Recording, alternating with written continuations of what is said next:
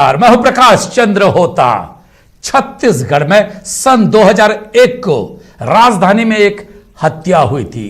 वो वारदात केवल छत्तीसगढ़ या राजधानी नहीं, देश को हिला दिया था। और उसके बाद सरकार उस वक्त कांग्रेस की थी और यह निर्णय लिया गया कि राजधानी का क्राइम को रोकने के लिए नए स्वरूप से रणनीति बनानी चाहिए। और उसके बाद ऑर्गेनाइज्ड क्राइम काफी मात्रा में कम हो गई थी।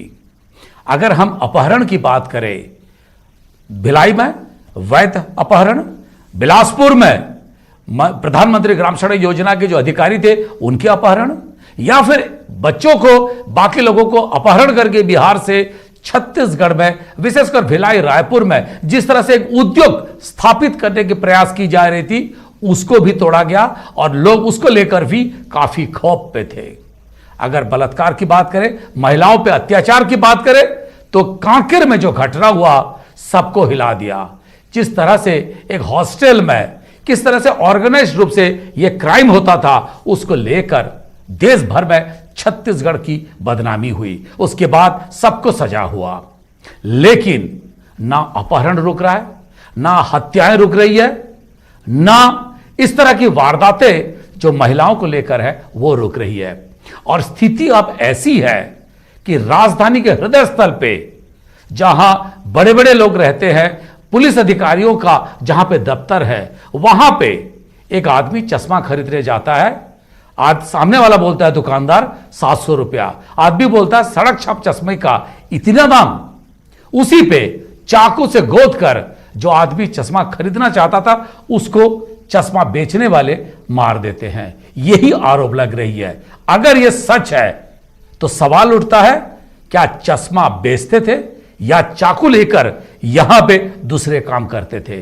और यह शाम को अगर घटना है, वहां पुलिस क्यों मौजूद नहीं थी, क्यों नहीं रोक पाई घटना को? इस तरह से क्यों अपराधों को अंजाम दिया गया? लगातार इस तरह की जो घटनाएं हो रहे हैं, लोगों को पुराने दिन फिर से याद दिला रहे हैं और लोग कहने लगे हैं छत्तीसगढ़ अपराधगढ़ बनने में ज्यादा देर नहीं लगेगा अगर सिलसिला यही रहा। आज इसी विषय पर जवाब लेंगे। हमारे साथ तीनों मेहमान हैं। कांग्रेस से सुशील आनंद शुक्ला है, कांग्रेस के प्रवक्ता, चार्टर्ड अकाउंटेंट। अमित चिमनानी हमारे साथ हैं, बीजेपी के बड़े नेता हैं।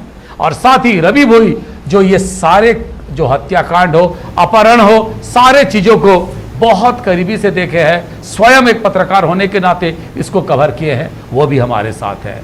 चर्चा की शुरुआत करने से पहले तीनों मेहमानों का मैं स्वागत करूंगा और सुशील आनंद जी शुक्ला, आप ही से चर्चा की शुरुआत करूंगा। 2000 से 2003 के बीच सरकार आपकी थी और ऑर्गेनाइज्ड क्राइम को रोकने में उस वक्त की सरकार ने बड़ी कदम उठाई थी। अब ऐसा क्यों नहीं हो पा रहा है? पुलिस सिस्टम ढीला पड़ गया, या जो क्राइम है, जिस तरह से क्रिमिनल है, वो हावी हो रहे हैं? सुशील आनंद जी शुक्ला।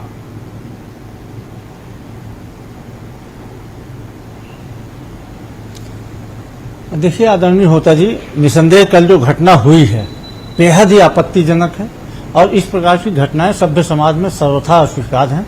पुलिस से कहा गया है कि इस प्रकार की घटनाओं पर न सिर्फ अंकुश लगना चाहिए, इस प्रकार की घटनाओं की पुनरावृत्ति नहीं होना चाहिए। नागरिकों को भयमुक्त वातावरण देना, नागरिकों को अपराध मुक्त वातावरण देना, भयमुक्त जीवन जीने का वातावरण देना हमारी सरकार की प्राथमिकता में है और सरकार ने इस दिशा में बहुत ही ठोस प्रयास भी किए हैं।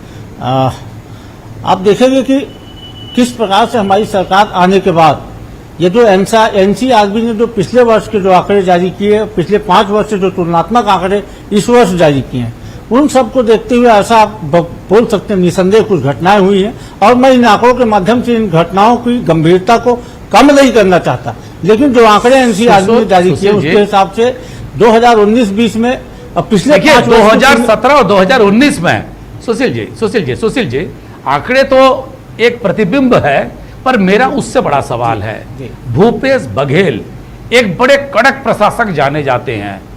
भूपेश बघेल की जो छवि है, मुख्यमंत्री की जो छवि है, वो बर्दाश्त नहीं करने वाले प्रशासक के रूप पे जाने जाते हैं।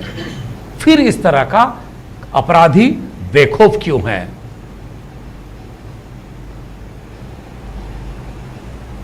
बिल्कुल, अपराधियों में कानून का खौफ होना ही चाहिए और अपराधियों में कानून का खौफ पैदा हो, सरकार इसके लिए पुलिस को बराबर निर्देश देती है और पुलिस इस दिशा में कार्रवाई भी कर रही है।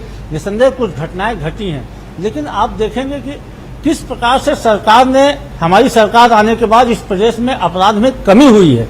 आप देखेंगे कि जो एनसीआरबी, मैं नहीं बोल रहा हूँ, एनसीआरबी के जो आंकड़े जारी किए एनसीआरबी ने, उन आंकड़ों के हिसाब से 2019-20 में पिछले 4 वर्ष की अपेक्षा में जो 5 वर्ष का उन्होंने तुलनात्मक चार्ट जारी किया है, हत्या के अपराध में 67% की कमी आई है, महिलाओं के साथ अत्याचार में 58% की कमी आई है, संगठित अपराध में लगभग 62.74% की कमी आई है, लूट और छीना झपटी अपराधों में 62% की कमी आई है। सुशील जी, मेरे पास राय